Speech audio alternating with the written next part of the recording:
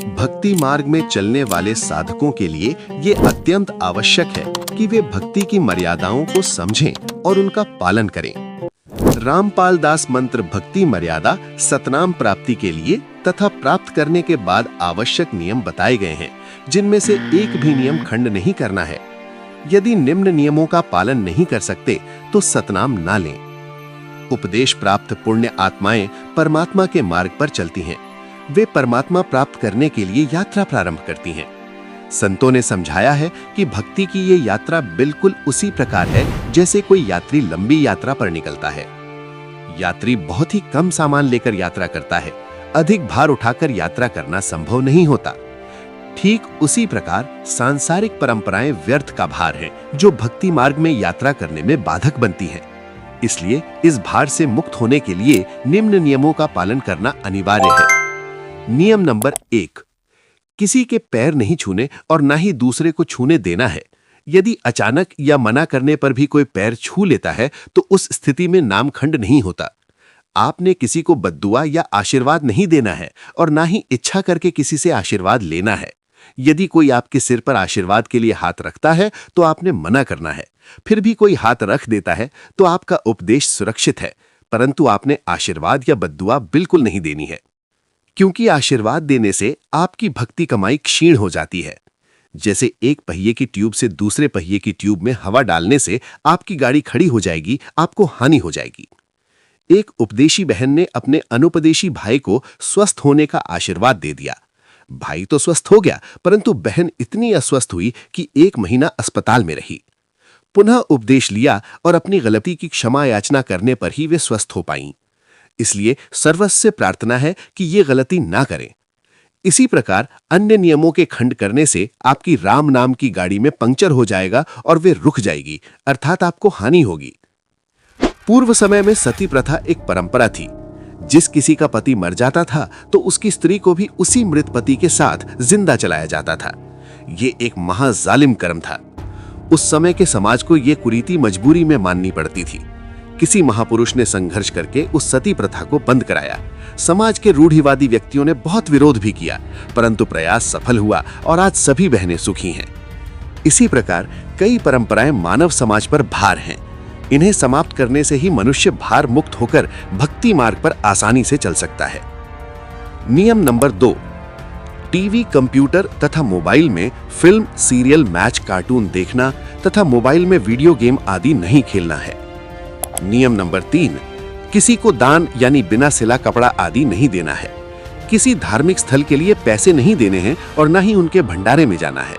हाँ, धर्मशाला, गली पक्की करने, कुआं या तालाब खुदवाने तथा अन्य सामाजिक कार्यों के लिए पैसे दे सकते हैं। नियम नंबर 4, माथे पर तिलक नहीं लगाना है न लगवाना है। गले में माला नहीं डालनी है और न डलवानी है। किसी की झोली में पैसे नहीं डालने हैं। यदि दोनों पक्ष उपदेशी हैं तो विवाह केवल असुर निकंदन रमणी द्वारा साधारण विधि से करना है और भात परंपरा को समाप्त करना है। नियम नंबर 5, कोई त्योहार, जागरण, मुंडन, धार्मिक अनुष्ठान, जन्मदिन, छठी आदि नहीं मनाना है और ना ही उसमें सहयोग करना है। नियम नंबर 6, किसी को दुआ या बद्दुआ नहीं देनी है। नियम number 7, good morning, good afternoon, good evening, good night आदि शब्द नहीं बोलने हैं। यदि कोई बोलता है तो उसे समय अनुसार morning morning, evening evening, afternoon afternoon, night night कह सकते हैं। नियम number 8, happy birthday, happy new year या गुड बाय जैसे शब्द नहीं बोलने हैं। यदि कोई बोलता है तो उसे धन्यवाद कह सकते हैं। नियम नंबर 9, सिखों को छोड़कर संत बाबा रूप में दाढ़ी नहीं रखनी है। नियम नंबर 10, बहनों को नेल पॉलिश और लिपस्टिक नहीं लगानी है। नियम नंबर 11, परफ्यूम और सेंट नहीं लगाना है। नियम नंबर 12, विवाहित बहनें केवल सिंदूर या बिंदी में से एक चीज लगा सकती हैं। नियम नंबर 13, किसी अनुपदेशी का जूठा नहीं खाना है। नियम नंबर 14, हाथों पर मेहंदी नहीं लगानी है, बीमारी के कारण लगा सकते हैं। बालों के रंग या डाई नहीं लगानी है। नियम नंबर 15, शादी में शगुन, वार फेरी, मुंह दिखाई आदि में पैसे नहीं देने हैं और विदाई के समय नारियल नहीं फोड़ना है। नियम नंबर 16, किसी भी अवसर पर गिफ्ट देना मना है। नियम नंबर 17, परिवार में किसी की शादी हो तो परिवार के अन्य सदस्यों के लिए कपड़े आदि नहीं देने हैं और ना लेने हैं। नियम नंबर 18, कन्यादान रूप में कपड़े गहने आदि नहीं देने हैं, केवल भोजन करने के उद्देश्य से कुछ पैसे दे सकते हैं। नियम नंबर 19, गायत्री मंत्र बोलते समय ओम शब्द नहीं बोलना है, क्योंकि यजुर्वेद अध्याय 36 मंत्र 3 में ओम शब्द नहीं है। नियम नंबर 20 से आगे मृत्यु संस्कार, विवाह, दान, सामाजिक व्यवहार और अन्य परिस्थितियों में भी मर्यादानुसार व्यवहार करना है। कुपात्र को दान नहीं देना चाहिए। एक उदाहरण दिया गया है, एक सज्जन ने एक भिखारी को 100 रुपए दिए। उसने शराब पीकर अपनी पत्नी को पीटा और उसकी पत्नी ने बच्चों सहित आत्महत्या कर ली। इस प्रकार उस दान का दोष दान करने वाले को भी लगा। कबीर परमेश्वर जी कहते हैं, गुरु बिन माला फेरते, गुरु बिन देते दान, गुरु बिन दोनों निष्फल हैं, पूछो वेद पुराण। अंत में यह स्पष्ट किया गया है कि यदि किसी भी नियम का खंड हो जाता है तो परमात्मा से मिलने वाला लाभ बंद हो जाता है। जैसे बिजली का कनेक्शन कट जाने पर सभी लाभ बंद हो जाते हैं। इसलिए सभी पुण्य आत्माओं से निवेदन है कि भक्ति की मर्यादा में रहकर साधना करें।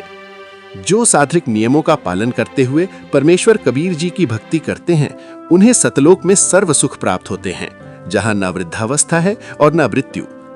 इसलिए मानव जीवन को सफल बनाने के लिए सच्ची भक्ति करें और मर्यादा में रहकर परमात्मा की साधना करें।